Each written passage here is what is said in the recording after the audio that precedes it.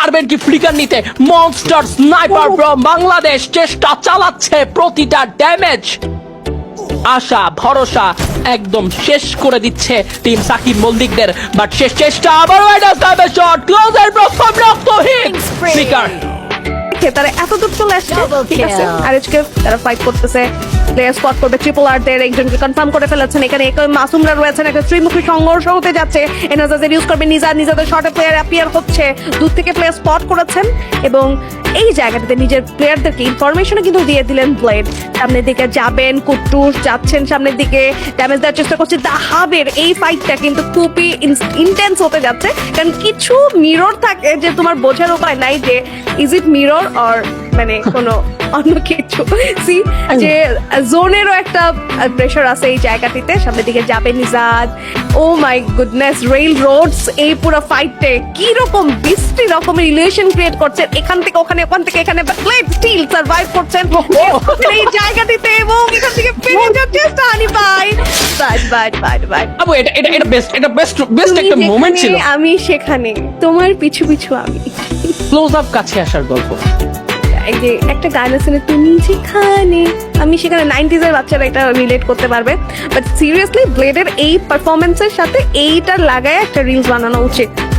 একদমই। সময়ের দাবি, একদমই সময়ের দাবি এবং সেটা আসলে হওয়া উচিত। এবং আসলে এর দ্বারা আপু কিন্তু এই গানটা দিয়ে প্রমাণ করলেন যে আপু 90s কিড এবং আমরা জেনজি।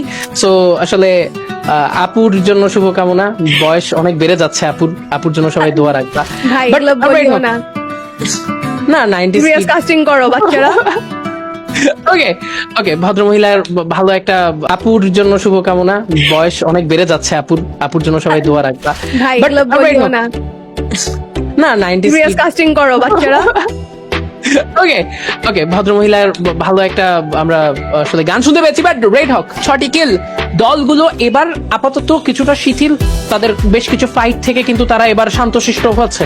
এবার আপনাদের কিছু হেড স্টার্ট পয়েন্ট নিয়ে কথা বলা যাক। লিগ স্টেজের পয়েন্ট সিস্টেম বা লিগ স্টেজের এই টুর্নামেন্টের নিয়ম অনুযায়ী লিগ স্টেজের যে দলগুলো যেমন পারফর্ম করবে সেই পারফরমেন্স অনুযায়ী যারা যে পজিশনে থাকবে। তবে আরো একবার রাদ এবং সিয়াম আমাকে থামিয়েছে, কারণ চলছে ফাইট। সেই ফাইটে কিন্তু ম্যাট্রিক্স শুরুতেই নক হয়েছে। টেনিসন আজকে ম্যাক্স 7 ব্যবহার করছে। টেনিসন পারবেন কি এই ফাইট থেকে টপ 1 দেরকে অনেকটা পিছিয়ে দিতে? Let's see. আরো একটা গেল ওয়াল মিল্টার, একে একে ওয়াল গুলো ভাঙতে পারে। আরো একটা anti material launcher, liver sniper shot, matrix knock হয়ে গেছে।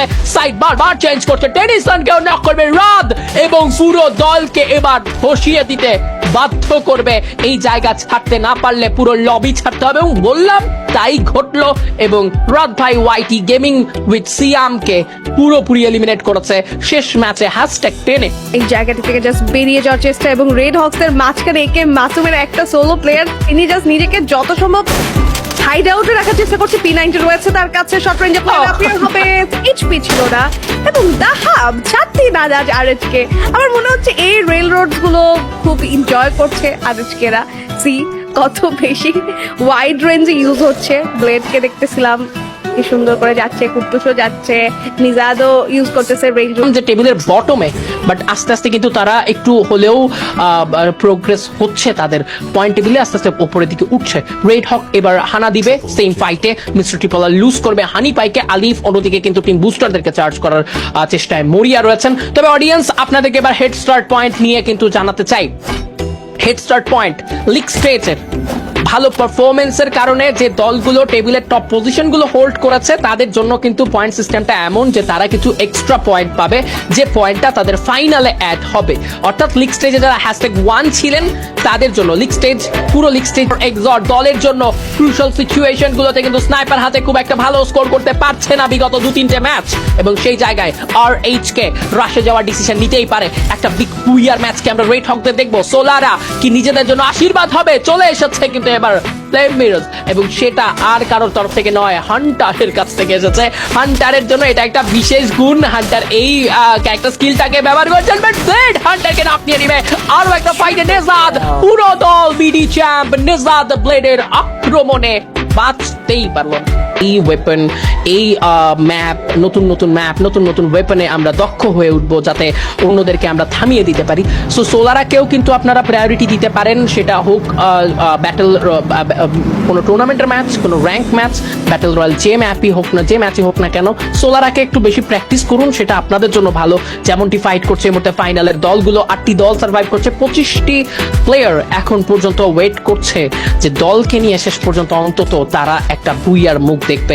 দেখা যাক রেড হক ভার্সেস টিম, আমরা দেখতে পারবো আনসু ওয়াইটি। এন্ড আপু জাস্ট দেখুন, 3টে match back to back mister আনসু ওয়াইটি রেড হকদের কাছেই এলিমিনেট হয়েছে। এবার আরো একটা ম্যাচ কি হতে পারে কিনা? ফাইট কিন্তু চলছে, নিচে রয়েছে রেড হক, দূর থেকে ফ্লিকারের পজিশনটা খুবই ভালো। ওপেন গ্রাউন্ডে আসা মাত্র মিস্টার আনসু ওয়াইটি বড় বিপদে পড়ে যাবে। একদম, এবং যেমনটা তুমি বারবার প্রত্যেক ম্যাচে কাউন্ট করে রাখতেছো, এই ম্যাচে অ্যাটলিস্ট তারা এই ভুল কাজটা, মানে ভুল না, এই সেম সিনারিওতে অ্যাটলিস্ট না পড়ুক অন্য যে কোনো টিম, বাট নট RH-কে। বাট সি, আই গেস RH-কেই তাদেরকে এই জায়গাটাতে করবেন এলিমিনেট। কুট্টুস রয়েছেন জায়গাটিতে, নিজাদও থাকবেন এই জায়গাটিতে। দুটো পক্ষের কাছে কিন্তু ক্যাসি বা ইলেকট্রোথেরাপির ইউজ দেখা যাচ্ছে, যার কারণ ধরুন কিছু ড্যামেজ নিলেও সেটা কিন্তু খুব সহজেই তারা ওই জায়গাটিতে রিগেইন করতে পারবেন। চারপাতি হবে না, যেহেতু তাদের কাছে ড্রজার রয়েছে। বাট শর্ট রেঞ্জে অ্যাপিয়ার হবে নিজাদ, উইথ হিজ গ্রেনেড, টস করেছেন, ডাউন করেছেন, ড্যামেজ দিচ্ছেন, কনকোর করবেন ফাইটটি, এবং #5-এ এলিমিনেট হবে এগেইন রেড হকের কাছে। একদম এগেন এলিমিনেট হবে আনসু রেড হকের কাছে। ফিনিশিং লাইনটা এরকমই, তারপরেই ফুল স্টপ। আসলে বাক্যের সমাপ্তির আগেই ইন্টারাপ্ট করার জন্য এক্সট্রিমলি সরি, বাট রাত ভাই ফ্লিকার স্নাইপার শটে ওয়াইপ আউট 17 কিলের সঙ্গে RH-কে 3জন প্লেয়ারে এখনো জীবিত। সাকিব মল্লিক, এই ম্যাচটা ভালো যেতে পারে, তবে AKM মাসুমদের এই ম্যাচটি মোটেও ভালো যায়নি। খুব একটা বড় কিল ফিট তারা কিন্তু যুক্ত করতে পারেনি, না পেরেছে ভালো প্লেসমেন্ট পয়েন্ট তুলতে। এবার কিন্তু মানিককে উদ্দেশ্য করে ড্যামেজ, স্নাইপার শট, ফ্লিকার আরো একটা স্নাইপার শট, ফ্লিকারের ব্যাক টু ব্যাক স্নাইপিং, এ যেন চোখের শান্তি। The monster sniper from team Bangladesh still alive. Kuttus the valuable allrounder, সঙ্গে রয়েছে নেজাদের মতো দেশ সেরা বম্বার, যার এক একটা গ্রেনেড একটা টিমের পুরো মেরুদণ্ড ভেঙে দেয়। 4v3 ফাইটে রেড হক ম্যান পাওয়ারের ঘাটতিতে তো রয়েছেন, তবে এক্সপেরিয়েন্স, ফায়ার পাওয়ার এবং ট্যাকটিক্সের দিক থেকে কোনোভাবেই কোনো দল পিছিয়ে থাকবে না এই 3v4 ফাইটে। দেখুন কুট্টুস উঠছেন কোথায়, কুট্টুসকে ওয়াল দিয়ে উঠিয়ে দেওয়া হয়েছে ছাদে, ওপর থেকে কিন্তু একটা যথেষ্ট প্রেশার, তীব্র অলরেডি ড্যামেজ গুনে ফেলেছেন। ক্লোজে ঢুকে পড়বে কুট্টুস, আরো একবার নিচে পড়েছেন।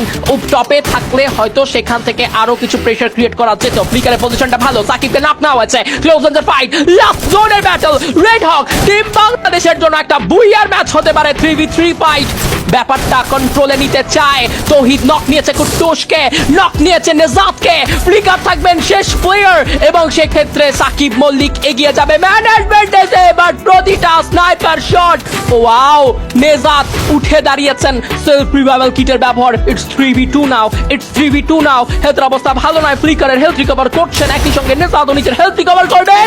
একটা স্কিল এলিমিনেট নিবেন নেজাদ। লাস্ট জোনে ফাইট করতে গিয়ে তৌহিদের কাছে আবারও নক হয়েছেন, but still Flicker live, still একটা হোপ। লাস্ট জোনের একটা ব্যাটল, একটা বুইয়া, পারবেন কি ফ্লিকার নিতে?